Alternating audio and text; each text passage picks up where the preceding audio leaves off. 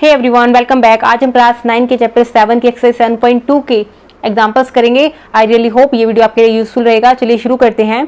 Example number 5। देखिए example जो 5 है वो क्या है। E and F are respectively the midpoints of the equal sides AB and AC। AB और AC आपके पास इक्वल साइड्स गिवन है। देखिए आइसोसेलेस ट्रायंगल का कॉन्सेप्ट जो हमने प्रीवियस वीडियो में किया था वो यहाँ यूज हो रहा है कि AB और AC आपकी इक्वल साइड्स दे रखी हैं और जो E एंड F हैं वो आपके मिड पॉइंट्स हैं इक्वल साइड्स के। ठीक है, ये दोनों साइड्स इक्वल हैं, इसके मिड पॉइंट्स हैं। आपको शो करना है कि जो BF होगा वो CE के इक्वल होगा। ठीक है, अब देखो ये साइड इसके इक्वल दिखाने के लिए हमें ऐसे ट्राइंगल्स चूज करने पड़ेंगे जिसके अंदर ये दोनों साइड्स आती हूँ। ठीक है, विच मीन्स हम कैसे लिखेंगे, कौन कौन से दो ट्राइंगल्स लें। In triangle ABF and triangle ACE। आप देखो ABF एंड ACE के अंदर ये वाली साइड भी आ रही है और ये भी आ रही है। ठीक है, अब देखो इस ट्राइंगल के अंदर हमारे पास क्या गिवन है, AB is equal to AC given है क्योंकि कह रहा है कि दोनों साइड्स इक्वल हैं। ठीक है, जो एंगल A है देखो वो इस ट्राइंगल में और इस ट्राइंगल में कॉमन आ रहा है, तो आप क्या लिखोगे, angle A is equal to angle A common. ठीक है, ये फर्स्ट इक्वेशन हो गई, ये सेकंड इक्वेशन हो गई। थर्ड इक्वेशन क्या बनेगी, देखिए अब अगर ये पॉइंट और ये पॉइंट इनका मिड पॉइंट है, इसका मतलब जो AB है वो 2 इक्वल पार्ट में डिवाइड है, ऐसे AC भी 2 इक्वल पार्ट्स में डिवाइड है। विच मीन्स अगर ये साइड इसके इक्वल है तो इसके हाफ भी तो इसके इक्वल होगा, तो आप क्या लिखोगे, जो AE है वो किसके इक्वल है, AF के। ठीक है, AE is equal to AF। Reason क्या है, half of the equal sides, तो आप रीजन लिख सकते हो half of the equal sides. ठीक है, ये हमारी आ गई थर्ड इक्वेशन। तो by using these three equations कौन सा क्राइटेरिया लगेगा, SAS। ठीक है, तो बाय SAS क्राइटेरिया और you can write by SAS congruence rule, triangle ABF is congruent to triangle ACE। ठीक है, ये दोनों ट्राइंगल्स अगर आपस में congruent हो जाते हैं which implies by corresponding part of congruent triangle rule, BF जो होगा वो किसके इक्वल हो जाएगा, CE के। ठीक है, हेंस प्रूव्ड। चलिए नेक्स्ट एग्जांपल करते हैं।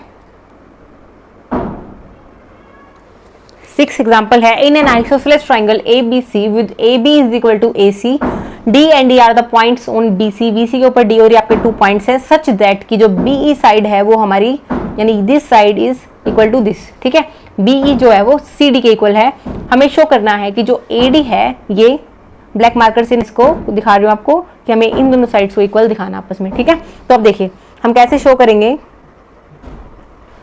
अगर इन दोनों साइड्स को इक्वल दिखाना है तो आपको पता है कि हमें 2 ट्राइंगल्स ऐसे सेलेक्ट करने पड़ेंगे जो कि AD और ACE साइड को इंक्लूड करते हो। ठीक है, अगर वो 2 ट्राइंगल्स कॉन्ग्रेंट हो जाते हैं तो बाय यूजिंग कोरस्पॉन्डिंग पार्ट वाला क्राइटेरिया हम इनको भी इक्वल दिखा सकते हैं। ठीक है, तो हम कौन से ट्राइंगल चूज करेंगे, in triangle ABD and triangle ACE। ठीक है, इस ट्राइंगल और इस ट्राइंगल के अंदर देखिए हमारे पास क्या क्या इक्वल है, AB जो है वो हमारा AC के इक्वल है, गिवन ही है।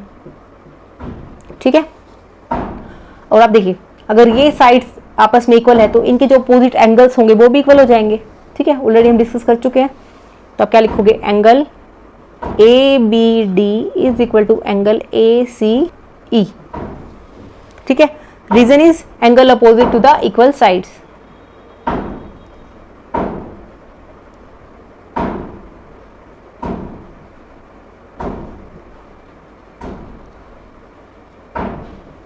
ठीक है, आर इक्वल। अब देखो तीसरी कंडीशन क्या गिवन है हमारे पास, BE जो है वो CD के इक्वल है, BE CD के इक्वल है। बट देखो इतना पार्ट जो है ये एक्स्ट्रा आ रहा है जो 2 ट्राइंगल्स में नहीं है, तो अगर ये इसके इक्वल है तो अगर हम इस पार्ट को माइनस कर देते हैं जो दोनों में कॉमन आ रहा है, यानी दिस पार्ट को माइनस कर देते हैं जो दोनों में कॉमन आ रहा है, तो ये भी इसके इक्वल हो जाएगा ना। तो वही हम इसको अब लिखेंगे। देखो हमें क्या गिवन है, BE is equal to CD given है। ठीक है, अगर ये दोनों आपस में इक्वल हैं तो हम क्या लिख सकते हैं, BE के अंदर से अगर हम DE माइनस कर दें और CD के अंदर से भी हम DE को माइनस कर दें तब भी तो आपस में इक्वल रहेंगे। विच इम्प्लाइज हमारे पास क्या बचेगा, B D is equal to C E, यानी दिस पार्ट इसके इक्वल हो जाएगा। ठीक है, तो आप देखो एस ए एस, ठीक है, तो by S A S congruence rule triangle A B D is congruent to triangle A C E.